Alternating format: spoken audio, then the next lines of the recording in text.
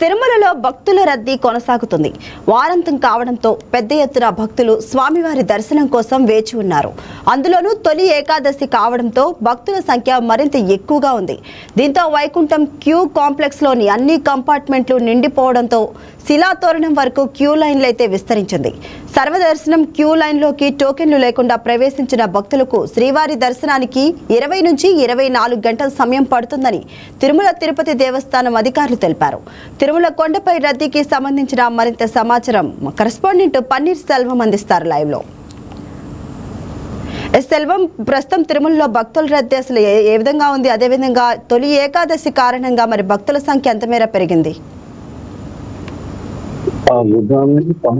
తీసుకుంటే తిరుమలకు భక్తులు పోటెత్తుతున్నారని కూడా మనం ప్రధానంగా చెప్పుకోవాలా. ఒకటి ప్రధానంగా చెప్పుకుంటే మొదటి ఈ తొలి ఏకాదశి కావడం, అదే విధంగా వారాంతపు కావడంతో కూడా తిరుమలకు భక్తులు కూడా పోటెత్తున్నారు. ఒక తిరుమలనే కాదు, తిరుమలలోని వైష్ణవ ఆలయాలు ఏవైతే ఉన్నాయో ఆ ప్రాంతాలంతా కూడా భక్తులు భారీగా కూడా చేరుకొని ఈ తొలి ఏకాదశి దర్శనం చేసుకునేందుకు కూడా భక్తులు క్యూ లైన్లో కూడా చేరుకొని స్వామివారి అనుగ్రహం అయితే కూడా పొందుతున్నారని కూడా మనం ప్రధానంగా చెప్పుకోవచ్చు. ఈ నేపథ్యంలో చూసుకుంటే ప్రస్తుతం తిరుమలలో వైకుంఠం 1, అదేవిధంగా నారాయణగిరి ఉద్యానవనంలో ఉన్నటువంటి కంపార్ట్మెంట్లు కూడా పూర్తి స్థాయిలో నిండి అనంతరం శిలాతోరణం వరకు కూడా భక్తులు క్యూ లైన్లో వేచి ఉన్నారు. వీరికి సంబంధించి 20 నుండి 24 గంటల సమయం పట్టే అవకాశం ఉందని చెప్పి కూడా ఇటు అధికారులు అయితే కూడా వెల్లడించినటువంటి పరిస్థితి. ఇక ఎస్ఎస్డి టోకన్లు కలిగినటువంటి భక్తులకి సుమారు 6 గంటలకు పైగా సమయం పడుతుందని, ఇక 300 రూపాయల ప్రత్యేక ప్రవేశ దర్శన టోకన్ కలిగినటువంటి భక్తులకి సుమారు 4 నుంచి 5 గంటల సమయం పట్టే అవకాశం ఉందని కూడా ఇటు అధికారులు అయితే కూడా వెల్లడిస్తున్నారు. అయితే క్యూ లైన్ లో వేచి ఉన్నటువంటి భక్తులకు నిరంతరాయంగా అన్నప్రసాదం కావచ్చు, పాలు, అదేవిధంగా నీళ్లు కూడా అందిస్తూ ఎక్కడ ఎలాంటి ఇబ్బందులు తలెత్తకుండా కూడా టీటీడీ అధికారులు అయితే కూడా చర్యలు చేపట్టారు. వీటినంతా కూడా ఒక డిప్యూటీ స్థాయి అధికారులు కూడా అక్కడే ఉంచి వాళ్ళకి ఎలాంటి అసౌకర్యం కలగకుండా కూడా చూస్తున్నారని మనం ప్రధానంగా చెప్పుకోవచ్చు. మరి ముఖ్యంగా భక్తుల మధ్యలో తోపులాట జరగకుండా కూడా ఇటు టీటీడీ విజిలెన్స్ కావచ్చు, అదేవిధంగా ఆ పోలీస్ యంత్రాంగం కూడా కట్టుదిట్టమైన భద్రతా ఏర్పాట్లు కూడా చేసిందని మనం చెప్పుకోవచ్చు.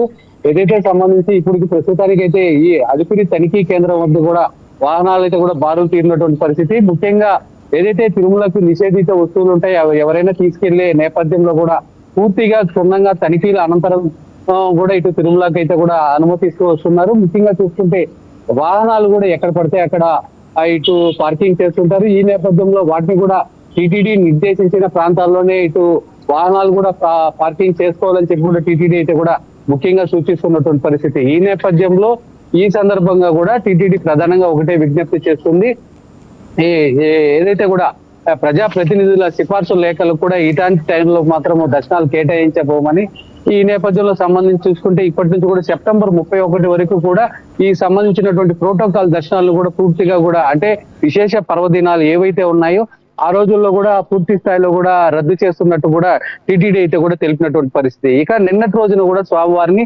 78,721 మంది భక్తులు దర్శించుకోగా అందులో 38,018 మంది భక్తులు స్వామివారికి తలనీలాలు సమర్పించి మొక్కులు కూడా చెల్లించుకున్నారు. ఇక ఉండి ద్వారా 4.98 కోట్ల రూపాయల ఆదాయం లభించినట్లు, అదే విధంగా సంబంధించి చూసుకుంటే లడ్డూలకు కూడా 4.37 లక్షల లడ్డూల్ని భక్తులకి ఇటు విక్రయించామని చెప్పి కూడా టీటీడీ పేర్కొన్నటువంటి పరిస్థితి. దీంతో పాటు 2.87 లక్షల మంది భక్తులకు అన్నప్రసాదం పంపిణీ చేయడమే కాకుండా 3,682 మంది భక్తులకు వైద్య సేవలు అందించామని కూడా ప్రధానంగా టీటీడీ చెప్తుంది. అయితే ముఖ్యంగా ఇటు వచ్చేటువంటి భక్తులకు ప్రధానంగా కూడా ఏదైతే లడ్డు ప్రసాదాలు ఉంటాయి, ఈ లడ్డు ప్రసాదాలు కూడా కోరినన్ని లడ్డూలు ఇచ్చే విధంగా కూడా టీటీడీ ప్రత్యేక ప్రణాళికలు కూడా ఏర్పాటు చేసింది. దీని కోణంలో అంటే ప్రతిరోజు కూడా 4 లక్షల లడ్డూలు విక్రయం అవుతున్న నేపథ్యంలో వీటిని కూడా బఫరింగ్ స్టాక్ కింద 7 నుంచి 8 లక్షల లడ్డూల్ని కూడా స్టాక్ పెట్టుకొని ఇటు వచ్చి భక్తులు కోరిన లడ్డూలు ఇచ్చే దిశగా కూడా టీటీడీ అడుగులు వేస్తుందని మనం ప్రధానంగా చెప్పుకోవాలి.